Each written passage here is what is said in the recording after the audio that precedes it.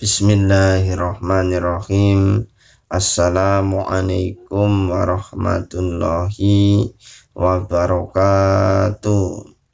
Alhamdulillahirabbil alamin. Santri-santri kelas 4 semuanya, kita dapat berjumpa kembali dalam mata pelajaran pendidikan agama Islam. Mudah-mudahan santri kelas 4 senantiasa di rumah dalam keadaan sehat walafiat dan senantiasa mempunyai semangat di dalam belajar. Pada kesempatan kali ini kita lanjutkan materi minggu kemarin subbab pertama, yaitu tentang membaca, menghafalkan dan menuliskan Quran surat Al-Fil. Subbab yang kedua atau yang B pada kesempatan kali ini yang akan kita pelajari yaitu memahami isi kandungan Quran surat Al-Fil. Silakan seperti biasa santri siapkan peralatan belajarnya ketika menyimak video pembelajaran yang Pak Amir sampaikan. Langsung saja Pak Amir mulai. Poin yang pertama, surat Al-Fil terdiri dari 5 ayat, merupakan golongan suratan Makkiyah, artinya diturunkan di kota Mekah sebelum Nabi Muhammad Shallallahu Alaihi Wasallam berhijrah ke Madinah.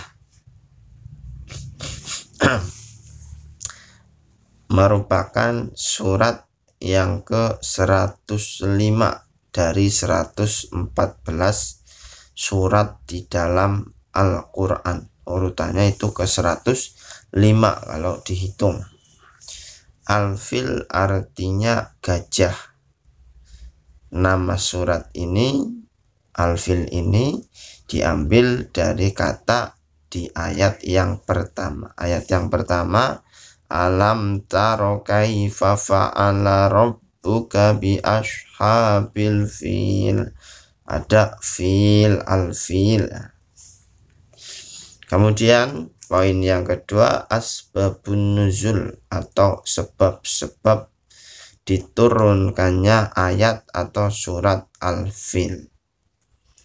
Ini silakan dilihat di slide ya, Pak Amir coba bacakan dan jelaskan.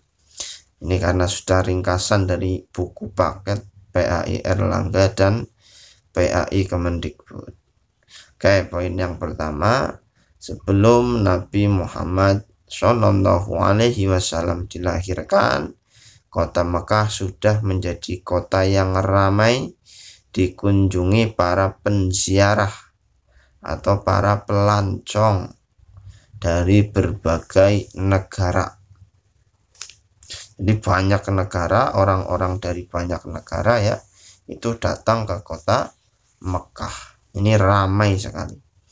Kira-kira ngapain ke kota Mekah? Tujuannya untuk mengunjungi Ka'bah, untuk menziarahi Ka'bah, karena Ka'bah itu merupakan bangunan suci, bangunan yang tua yang masih tetap dijaga kesuciannya, peninggalan Nabi Ibrahim alaihi salam, dan juga dikenal sebagai Baitullah, rumah Allah. Secara simbolis ya, diibaratkan sebagai rumah Allah. Kalau kita sebagai orang Islam sebagai kiblat, arah kiblat kita itu menghadap ke Baitullah.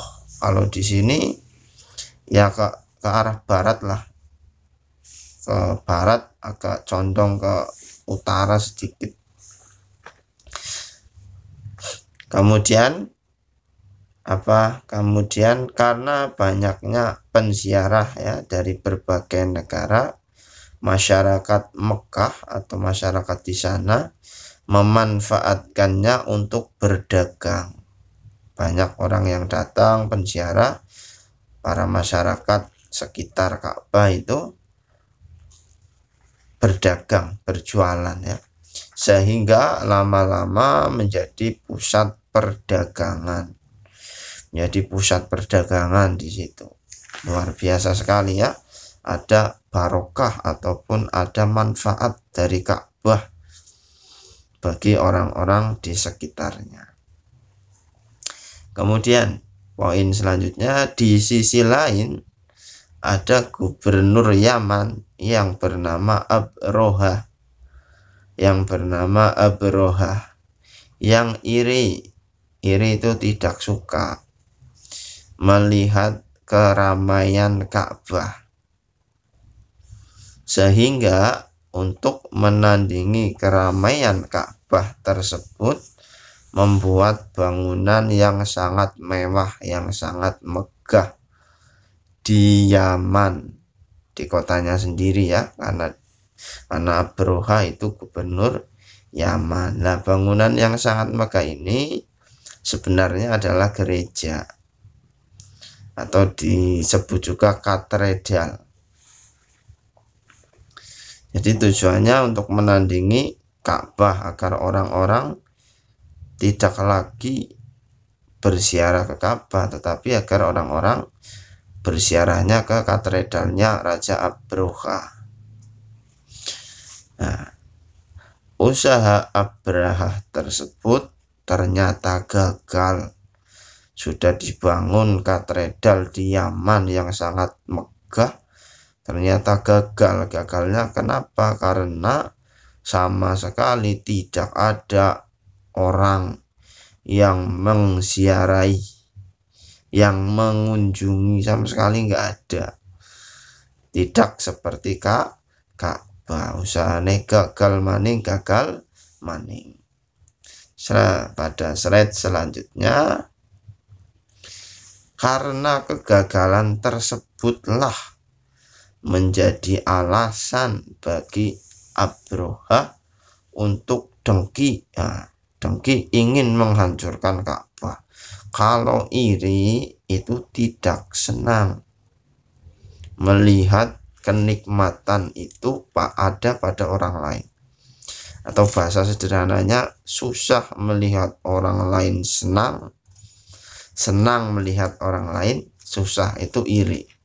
Berbeda dengan dengki. Kalau dengki itu sudah dimasuki unsur perusakan, agar kenikmatan yang ada pada orang lain itu menjadi rusak atau menjadi hilang atau berpindah kepada dirinya. Nah, itu sudah masuk dengki kalau ada unsur seperti itu ya. Kalau hanya di dalam hati itu masih iri. Kalau sudah dalam hati terus diaplikasikan ya dalam perbuatan, diwujudkan dalam perbuatan, nah, itu sudah menjadi dengki. Seperti Abroha, awalnya hanya tidak suka, lama-lama ingin menghancurkan Ka'bah. Awalnya dengki, awalnya iri, lama-lama dengki. Kemudian usaha yang ditempuh Abroha adalah dengan pasukan bergajahnya mendatangi Ka'bah untuk menghancurkan Ka'bah. Abroha dengan pasukan bergajah, artinya kendaraan yang digunakan itu gajah, datang ke Ka'bah, pengen menghancurkan. Nah, tetapi usaha Abraha tersebut digagalkan oleh Allah Subhanahu wa Ta'ala, karena Ka'bah itu adalah Baitullah, rumah Allah, bangunan yang suci yang dijaga. Nah, itu akhirnya digagalkan oleh Allah dengan mengutus burung ababil yang membawa batu panas, tanah liat yang dibakar ya, jadi batu panas akhirnya dari neraka untuk melempari Abraha dan pasukan bergajahnya, sehingga binasalah Abraha dan pasukannya, atau matilah Abroha dan pasukannya. Ini kalau di Mekah sana itu menurut cerita masih ada bekas-bekas lemparan batu dari burung ababil. Itu masih ada bekasnya di di dinding-dinding pegunungan atau di dinding-dinding ya gunung lah, batu-batu pegunungan ini masih ada bekasnya, hasil lemparan dari burung ababil. Kira-kira burung ababil apakah benar-benar burung? Tentunya adalah malaikat yang diutus oleh Allah, nanti ketika di sini mewujudnya sebagai burung.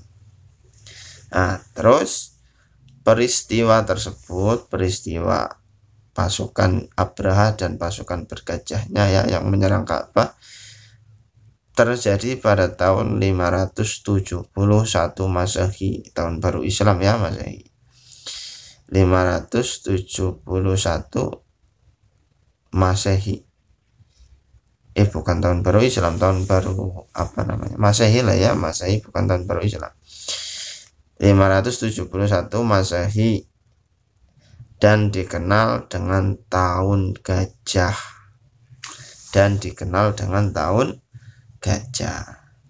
Bertepatan juga dengan kelahiran Nabi Muhammad Shallallahu Alaihi Wasallam. Jadi kehancuran Abraha dan pasukan bergajahnya ini kemudian tahun tersebut dikenang sebagai tahun gajah karena peristiwa tersebut. Nah, sehingga ketika Nabi Muhammad juga lahir di tahun itu, maka tahun kelahiran Nabi Muhammad disebut dengan tahun gajah juga karena adanya peristiwa tadi. Dan poin terakhir, kesimpulan dari isi kandungan surat Al-Fil yang pertama, bahwa di dalam surat Al-Fil ada kisah tentang Raja Abraha dan pasukan bergajahnya yang binasa karena mempunyai sifat iri dan dengki. Jadi santri kelas 4 nggak boleh punya sifat iri ketika melihat orang lain, melihat temannya mempunyai kenikmatan ya, itu nggak boleh iri, nggak boleh nggak suka, harus ikut suka. Ketika temannya senang ya kita ikut senang, temannya sedih ya kita ikut tenggang rasa atau berempati ya ikut sedih.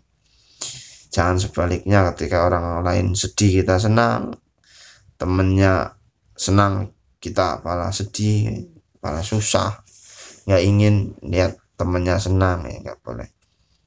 Dan dengki ya kayak tadi, misalnya ada temennya santri yang punya sepeda baru, ini santri nggak suka berarti sudah iri, kemudian dilanjutkan dengan membocori ya, menggembosi ban belakangnya dari sepeda temen itu.